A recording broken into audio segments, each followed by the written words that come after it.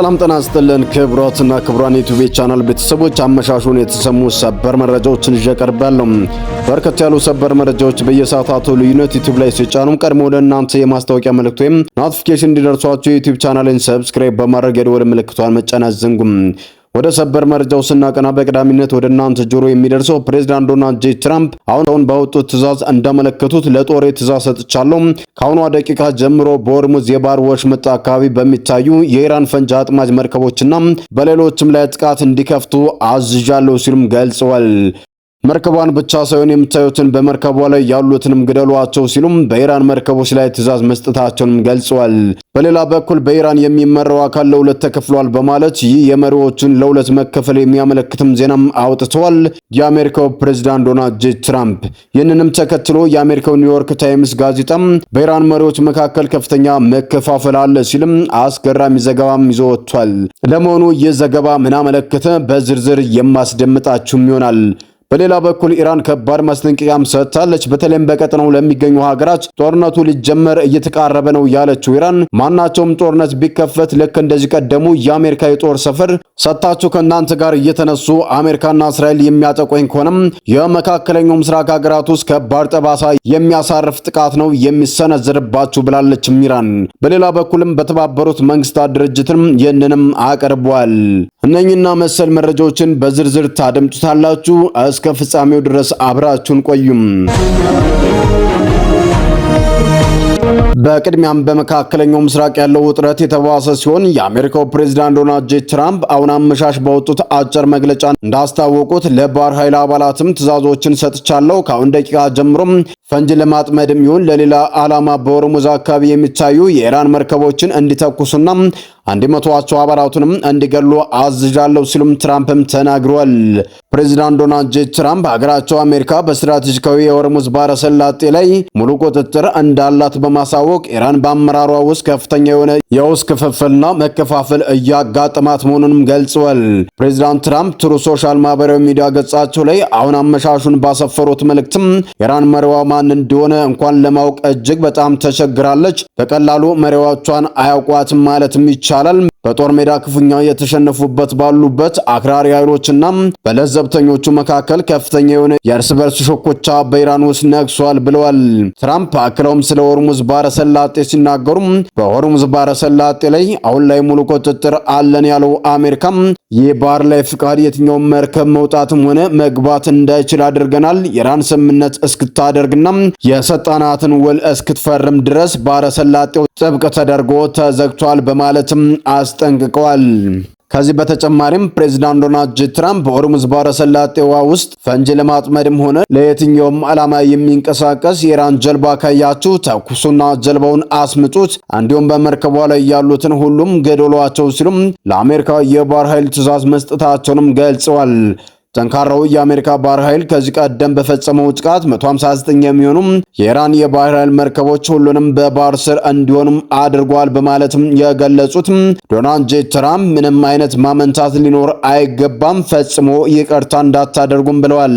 ይህ የትራምፕ መግለጫ የመጣው በኢራን ውስጥ ካለው የስልጣን ክፍተት ጋር የሚገጣጠም ነው ሲሉም ኒውዮርክ ታይምስ ዛሬ አመሻሹን ባወጣው ሰፊ ዘገባም ላይ ገልጿል።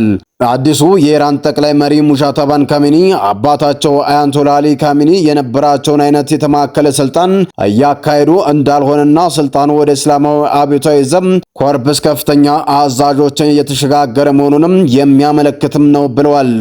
ወጣቱ ካሚኒ አባታቸው በአሜሪካና በእስራኤል የአየር ጥቃት ከተገደሉ በኋላም ባሳለፍነው መጋቢት ወር ላይ ስልጣን ከያዙበት ጊዜ አንስቶም በአደባባይ ፈጽሞ ያልታዩና ያልተሰሙ ሲሆን ሀገሪቱ በድብቅ እያስተዳደሩ ያሉት የቦርድ ዳይሬክተር በሚመስል መልኩም ነው። በቦርዱ አባላቱ ምክርና መመሪያ ላይ በእጅጉ ይመካሉ። ጀነራሎቹ ናቸው የቦርድም አባላቱም። ዘገባው እንዳስነበበው ከሆነ ካሚኒ በአሜሪካና በእስራኤል ጥቃት አባታቸው ከተገደሉና እርሳቸውም የመናገር አቅማቸውን በገደበው ከባድ የቃጠሎ ጉዳት ክፉኛ የቆሰሉ ጊዜ አንስቶ ተደብቀው ይገኛሉ። ከእርሳቸው ጋር የሚደረገው ግንኙነት በእግር መልእክተኞች ብቻ የሚተላለፍ የጽሑፍ መልእክት መሆኑም ተዘግቧል። በመጀመሪያው ይፋዊ ንግግራቸው ተዳክመው ወይም ተጋላጭ ሆነው ላለመታየት ሲሉ እስካሁን ምንም አይነት የቪዲዮ ወይም የድምጽ መግለጫ ከመስጠትም ተቆጥበዋል። በእስራኤል ላይ የሚሰነዘሩ ጥቃቶች የሆርሙዝ ባህረ ሰላጤን መዝጋትና ከአሜሪካ ጋር የሚደረጉ የተኩስና የዲፕሎማሲያዊ ንግግሮችን ጨምሮ ዋና ዋና የሚባሉ የኢራን የጦር ጊዜ ውሳኔዎችን የመሩት ጀነራሎችም ናቸው ተብሏል። ወደ ዲፕሎማሲያዊ መድረክ ስንመለስ የኢራን ጎረቤት የአረብ ሀገራትን አጥብቃ በዛሬው ዕለትም ኮንናለች። በተባበሩት መንግስታት ድርጅት የኢራን አምባሳደር አሚር ሰይድ ኢራባኒ ለዋና ጸሐፊው በላኩት ደብዳቤ አገራት ሌሎች አካላት ግዛታቸውን ተጠቅመው በሶስተኛ ሀገር ላይ ጥቃት እንዳይፈጽሙ የመከልከል ዓለም አቀፍ ኃላፊነት እንዳለባቸው አሳስበዋል። ኢራን አክላም ኢኳታር፣ የኩዌት፣ የባህሬን፣ የተባበሩት አረብ ኤሚሬትስና የሳውዲ አረቢያ መንግስታት ግዛታቸውን በእስላማዊቷ ሪፐብሊክ ላይ ለሚሰነዘሩ ማናቸውም የአሜሪካና የእስራኤል ጥቃት መጠቀማቸውን በአስቸኳይ እንዲያቆሙ ይካል ሆነም ኢራን ራሷን ለመከላከል ስትል እነዚህ ሀገራት ላይ ጥቃት መሰንዘሯን እንደማታቆም ገልጻለች። በተያያዘ ዜናም የእንግሊዝ መከላከያ ሚኒስትር ጆን ሄሊን እንዲሁም የፈረንሳይ አቻቸው ሁለቱ ሀገራት የሆርሙዝ ባህረ ሰላጤን ዳግም ለማስከፈት ወታደራዊ ዕቅድ እያወጡ መሆኑን ገልጸዋል። በሌላ በኩል የአሜሪካ የቀድሞ ዲፕሎማት ዴቪድ ሳተርፊልድ ኢራን የምጣኔ ሀብት ጫናን የመቋቋም አቅሟ ከአሜሪካና ከዶናልድ ትራምፕ የበለጠ ነው ሲሉም ለቢቢሲም ተናግረዋል። በእኔ እምነት ኢራን ረጅም ጊዜ ጦርነት የመቆየት ችሎታ አላትም ብለዋል። የአሜሪካው ፕሬዝዳንት ዶናልድ ጄ ትራምፕ ከዚህ በኋላ ከኢራን ጋር የሚደረገውን ጦርነት ለመቋጨት እየተጣደፉ አለመሆናቸውም ገልጸዋል። ትራምፕ ከፎክስ ኒውስ ጋር ባደረጉት ቃለ መጠይቅም ጥሩ ስምምነት ላይ እንዲደረስ እፈልጋለሁ፣ ጦርነቱን ለመቋጨት ምንም አይነት የሚያጣድፈኝ ነገር የለም፣ ቀስ ብሎ ጦርነቱ ያልቃል ባይ ናቸው። ከትራምፕ ፍላጎቶች አንዱ ኢራን ያበለጸገችውን ዩራኒየም ክምችት ለአሜሪካ አሳልፋ መስጠት አለባት የሚል ነው። እስካሁን ከኢራን አገዛዝ ወጥ የሆነ ምላሽ ማግኘት ባለመቻሉም ፕሬዝዳንቱ የተኩስ አቁምን ለማራዘም ወስነዋል ብለዋል። የኢራን ውጭ ጉዳይ ሚኒስትር አሚን አብዱላሂያን የአሜሪካና የእስራኤል ጥቃት በሆርሙዝ ወሽመጥ ላይ ለጸጥታ ችግር ምንጭ ነው ሲሉም ተናግረዋል። ኢራን ለደህንነቷ ለመከላከል በዓለም አቀፍ ሕግ መሰረት እርምጃዎቿን መውሰዷንም ገልጻለች። ኢራን በሆርሙዝ ወሽመጥ ለሚያልፉ መርከቦች ክፍያ መሰብሰብ መጀመሯንም አስታውቃለች። የመጀመሪያው የገንዘብ ክፍያ ወደ አገሪቱ ማዕከላዊ ባንክ አካውንት መግባቱን የኢራን ፓርላማ ምክትል አፈ ጉባኤም አስታውቀዋል። ኢራን በሆርሙዝ ወሽመጥ ለሚያልፉ መርከቦች እንደ ጭነት መጠን ክፍያ እንደምታስከፍልና ይህም በኢራን ፓርላማ ተቀባይነት ማግኘቱም ተገልጿል።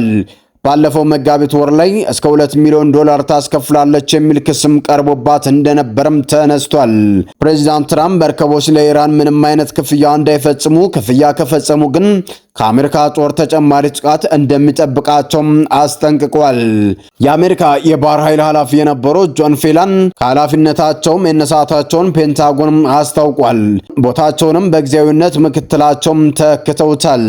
ትራምፕ የሚፈልጉትን ያህል በንግድና ሲቪል መርከቦች መስፋፋት ላይ ለውጥ ባለማምጣቱም ኃላፊነት እንዲወስዱ ሳይደረግ እንዳልቀረም ግምቶችም ተቀምጧል።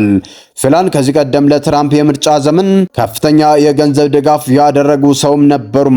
ኦፕሬሽን ኤፒክ ፊውሪ በተባለ በኢራን ላይ በሚካሄደው ዘመቻ እስካሁን ከ400 የአሜሪካ ወታደሮች በላይ መቁሰላቸውንም ፔንታጎንም አስታውቋል። ከቆሰሉት ውስጥ አብዛኞቹ 271 የእግረኛ ጦር አባላት ሲሆኑ 64 የባህር ኃይል፣ 19 የማሪን ኮርፕስና 46 የአየር ኃይል አባላትም መሆናቸውም ተሰምቷል። ጦርነቱ ከተጀመረ አንስቶ እስካሁን 13 የአሜሪካ ወታደሮች መገደላቸው የተረጋገጠ ሲሆን ሁሉም ሕይወታቸውን ያጡት በጦርነቱ የመጀመሪያው ቀናት እንደነበረም ተገልጿል። ሰላም የተወደዳችሁና የተከበራችሁ የሚዲያችን ቤተሰቦች ለሰዓቱ የነበሩን መረጃዎች እነዚህን መስሉ ነበር። በሌላ መረጃዎች እስከምንገናኝ በያላችሁበት ሰላም ቆዩልን።